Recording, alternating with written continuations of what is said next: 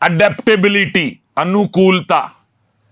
देखिए, बदलाव जो हैं वो समय समय पर किसी भी कार्य में आते ही हैं, तो उन बदलाव को, उन अलग चीजों को, उन अलग मतों को, वो जो सबके सोचने समझने की अलग अलग क्षमताएं हैं, अब सबके अपने अपने विचार हैं, तो जरूरी नहीं है कि आपका सॉल्यूशन, जो भी आपका समाधान है, वही परफेक्ट हो सकता है कि आपसे ज्यादा बेहतर समाधान सामने वाला दे रहा हो, तो आपको उसके समाधान को ध्यान से सुनना है, और अगर आपको उचित लगे तो वो अनुकूलनशीलता आपके अंदर होनी चाहिए कि आप उसके समाधान को, अपने समाधान को हटा के उसके समाधान को अपनाएं, क्योंकि वो ज्यादा बेहतर है।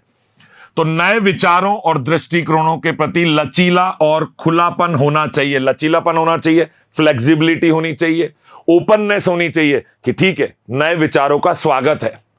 तो इस तरीके से नए दृष्टिकोणों का स्वागत करिए और टीम वर्क को और भी ज्यादा प्रभावी बनाइए। जब बात चल रही है टीम वर्क की, तो किसी भी चीज में अगर आपको बहुत ज्यादा एफिशिएंसी बढ़ानी है, दक्षता बढ़ानी है, तो दक्षता में सुधार करने के लिए एक टीम सदस्य द्वारा सुझाए गए नए परियोजना प्रबंधन, प्रोजेक्ट मैनेजमेंट और उससे जुड़े हुए जो भी टूल्स और टेक्निक्स हैं, उनके प्रति आपके अंदर खुलापन होना चाहिए। हो सकता है सामने वाले को उस विशेष बात के बारे में आपसे ज्यादा जानकारी हो। ऐसा होता है ना कई बार, जैसे घर में छोटे बच्चों को मोबाइल में या किसी भी इलेक्ट्रॉनिक गैजेट में हमसे ज्यादा जानकारी होती है घर के बड़े लोगों से। अब ऐसे में हम अपनी अकड़ में रह रहे हैं कि मैं तो नहीं सीखूंगा आपसे, मुझे जो आता है वही सही है क्योंकि मैं बड़ा हूं। तो ये गलत है। अगर आपको लगता है कि सामने वाले की जानकारी आपसे ज्यादा बेहतर है और उसके विचार और सुझाव अच्छे लग रहे हैं सुनने में, तो अपनी अकड़ को छोड़ देना चाहिए, अनुकूलन होना चाहिए, अनुकूलनशीलता के साथ आपको नए विचारों और दृष्टिकोणों को अपनाना चाहिए। टीम वर्क के बाद हम बात करेंगे नेटवर्किंग की। नेटवर्क मतलब एक तंत्र।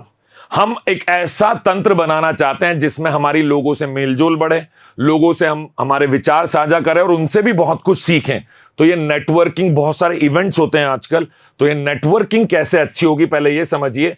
नेटवर्किंग अच्छी करने के लिए सबसे पहले आपको अपने कम्युनिकेशन को, मतलब संचार को प्रभावी बनाना पड़ेगा। अपने विचारों को स्पष्ट रूप से व्यक्त करें और दूसरों को सक्रिय रूप से सुने। कई बार बता चुका हूं, कम्युनिकेशन का मतलब, संचार का मतलब सिर्फ बोलते रहना नहीं है। सुनना भी संचार का उतना ही अहम हिस्सा है जितना कि बोलना। आप जब ध्यान से सुनेंगे तभी तो सही प्रतिक्रिया दे पाएंगे, फीडबैक दे पाएंगे। तो कोशिश करिए कि आप स्पष्ट तौर पर बोलें जो भी बात बोलनी है, और जब सामने वाला बोले तो आप बड़े ध्यान से, एकाग्रता के साथ सुने। किसी भी इंडस्ट्रियल कार्यक्रम हो रहा है, कोई इंडस्ट्री का कोई एक इवेंट हो रहा है, उद्योग का कोई कार्यक्रम है, तो उसमें बातचीत में शामिल हुई।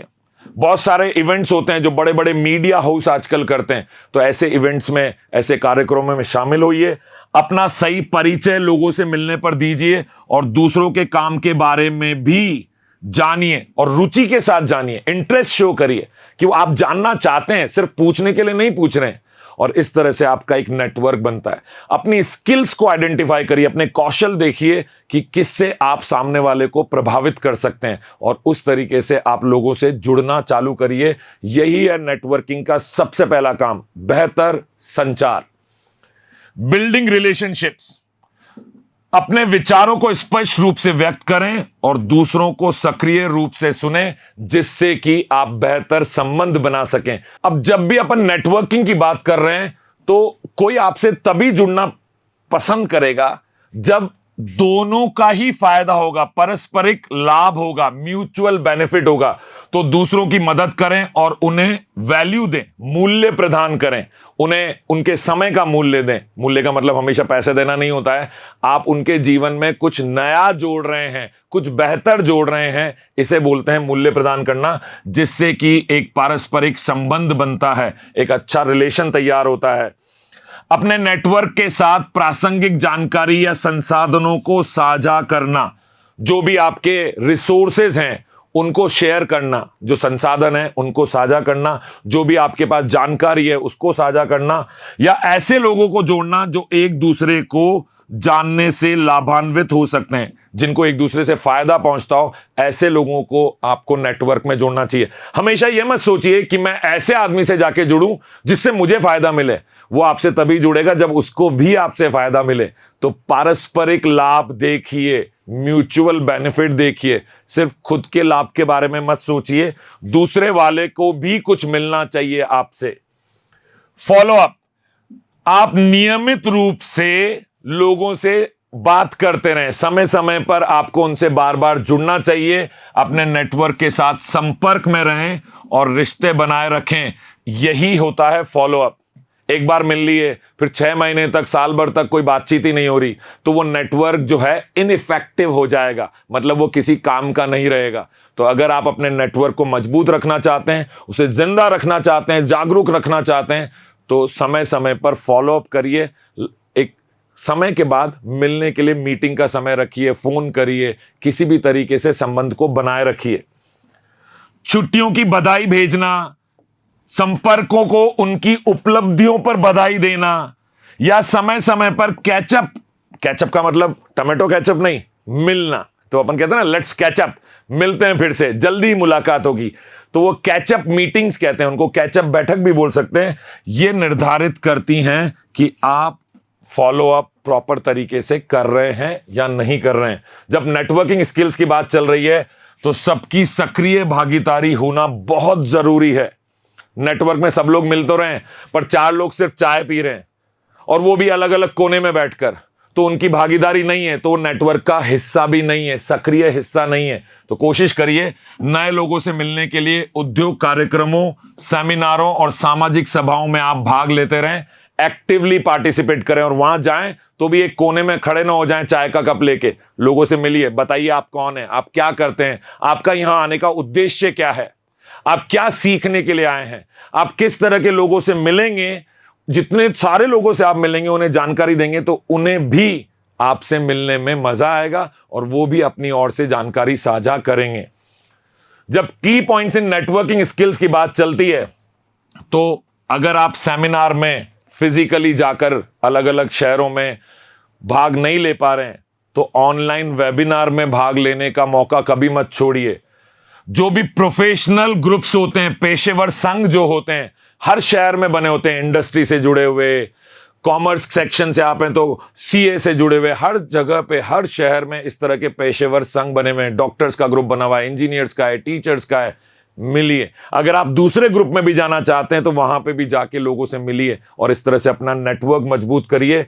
अपने क्षेत्र से संबंधित ऑनलाइन मंचों में भी भाग लेते रहिए, तभी जाके आपका नेटवर्क मजबूत होगा। आपने जरूर अपने जीवन में आसपास कुछ लोगों को देखा होगा जिनकी बहुत सारे लोगों से जानकारी है। आप जब भी उनसे बात करते हैं और कहते हैं कि मैं सोच रहा हूं मुझे ये सीखना है, तो कहेगा रुको, एक ऐसा आदमी है जो ये सिखा सकता है, मैं जानता हूं उसको। कैसे उसके पास इतना बड़ा नेटवर्क है? क्योंकि उसने समय समय पर लोगों से जुड़ना पसंद किया, फॉलो अप्स किए, अलग अलग कार्यक्रमों में भाग लिया, सेमिनार्स अटेंड किए, वेबिनार, ऑनलाइन वेबिनार अटेंड किए और इस तरह से अपना नेटवर्क बड़ा किया। आप भी कर सकते हैं।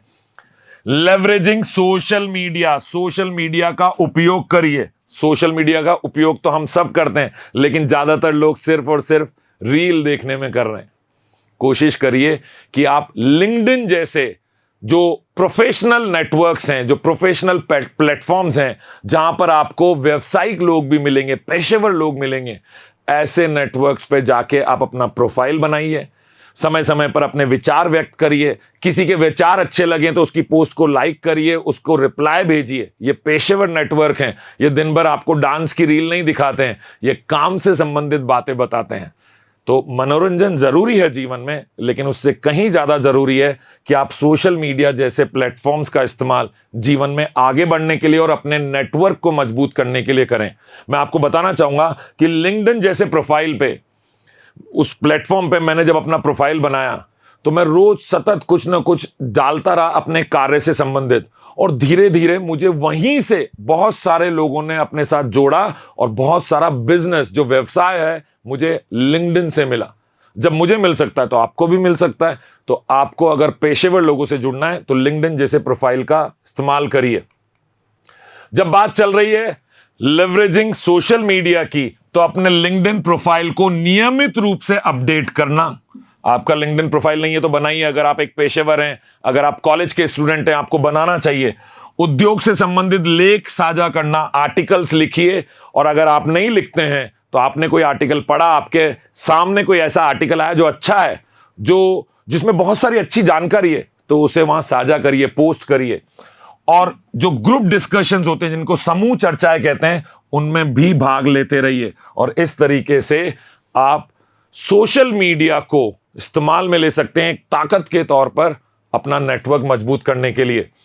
नेटवर्किंग एटिकेट्स मतलब नेटवर्किंग करने का एक शिष्टाचार भी होता है। मैं हम सिर्फ ये मत करिए, हम सब। जितना आप जरूरी हैं उतना ही सामने वाला भी महत्वपूर्ण है। तो याद रखिए, जब भी आप इंटरैक्ट करें तो सम्मानजनक तरीके से करें, विनम्र भाव से करें और प्रोफेशनल पेशेवर तरीके से करें। आपके बातचीत करने का तरीका, आपकी बॉडी लैंग्वेज, आपके शब्दों का चयन और जिस टॉपिक पे, जिस विषय पर आप बात कर रहे हैं उसका चयन आपको बड़ा सोच समझ कर करना है। और इसी को हम बोलते हैं नेटवर्किंग शिष्टाचार। इसका विशेष ध्यान हम सभी को रखना चाहिए। जब कभी भी आप किसी से बात कर रहे हैं तो आप संचार के दौरान संक्षिप्त रहें और स्पष्ट तरीके से अपनी बात करें। मैं सिर्फ अपनी बात मत कहते रहिए। आप अपनी बात स्पष्ट तरीके से कहिए और संक्षिप्त तरीके से कहिए। इसके लिए घर पे प्रैक्टिस करिए कि कम शब्दों में सटीक तरीके से बात कैसे कही जाती है। क्योंकि अगर बात पूरी नहीं हुई, स्पष्ट नहीं हुई, खुली रह गई, मतलब समझ रहे हैं, बात का कोई छोर नहीं मिला, तो आपके बात करने का कोई मतलब नहीं है, वो व्यर्थ का संचार हुआ। सामने वाले को बात भी समझ में नहीं आएगी, वो आपके साथ जुड़े रहना भी पसंद नहीं करेगा एक समय के बाद। और अगर आप बात तो पूरी करते हैं लेकिन बहुत लंबी खींच लेते हैं, तो भी सामने वाले का समय का सम्मान आपने नहीं किया और उसको बोलने का मौका भी नहीं दिया। तो कोशिश करिए बात संक्षिप्त हो, टू द पॉइंट हो, प्रिसाइज हो और स्पष्ट हो, क्लियर हो। और ऐसा करते हुए आप दूसरों के समय का सम्मान करते हैं। और जब कभी भी आप वादा करते हैं कि मैं आपको कॉल बैक करूंगा, कई बार तो ऐसा होता है, लोग कहते हैं मैं 15 मिनट में फोन करता हूं और उनका 15 मिनट अगले 15 दिन तक नहीं आता। ऐसा मत करिए। अगर आप 15 मिनट में फोन नहीं कर सकते हैं, बोलिए आज मैं व्यस्त हूं, मैं आपको कल फोन करूंगा, या मैं व्यस्त हूं, बाहर हूं, मैं आपको हफ्ते में, इस सप्ताह के अंत में फोन करूंगा। इस तरीके से आप फॉलोअप कर सकते हैं। मेरे एक मित्र हैं, बड़ा मजेदार तरीका आपको बताता हूं। वो उनका एक विशेष तारीख को, महीने की एक विशेष तारीख को मेरे पास फोन आता है। तो एक दिन मैंने उनसे पूछा कि आप मुझे तकरीबन इसी तारीख पर फोन करते हैं। तो उन्होंने मुझसे साझा किया कि मैं अपने फोन बुक में जिन भी लोगों के नाम और नंबर सेव मैंने किए हैं, मैं इन लोगों में देखता हूं एक तारीख को, महीने की एक तारीख को देखता हूं ए नाम से कौन कौन है, अरुण, अनिल, अमर। तो मैं इन लोगों को फोन करता हूं और 15 से 20 मिनट में अपनी बात कंप्लीट कर लेता हूं। उनके हालचाल जानता हूं, कैसा चल रहा है, अपने बारे में एक दो बातें बताता हूं और मैं संपर्क बनाए रखता हूं।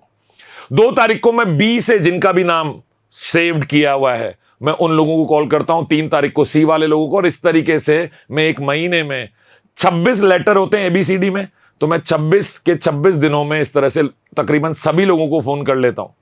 अब आप कमाल की बात देखिए, उनका नेटवर्क हमेशा सक्रिय है, लोग उनसे हमेशा जुड़ाव महसूस करते हैं। तो ये एक छोटा सा तरीका है उनका अपने नेटवर्क को हमेशा जिंदा बनाए रखने का। और जिसका नेटवर्क जबरदस्त है, एक बड़ी अंग्रेजी में कहावत है, my network is my net worth. मेरा जो नेटवर्क है, मेरा जो तंत्र है, वही मेरी मूल संपत्ति है, पूरी की पूरी ओवरऑल नेटवर्थ है मेरी। तो अगर आपका नेटवर्क मजबूत है तो आपका कभी कोई काम नहीं रुक सकता, कोई ना कोई आपको मदद करने के लिए मिल ही जाएगा। तो दोस्तों, सेल्फ मैनेजमेंट स्किल्स के इस वीडियो कोर्स में मैंने आपको बहुत सारी बातें सिखाई, समझाई। उम्मीद करता हूं कि आपको वो सभी बातें समझ में आई होंगी और आप उन सबको अपने जीवन में लागू करेंगे, उनका अभ्यास करेंगे और अपने जीवन को अच्छे से प्रबंधित कर पाएंगे। तो स्व प्रबंधन सीखने के लिए आपको बधाइयां देना चाहता हूं। धन्यवाद।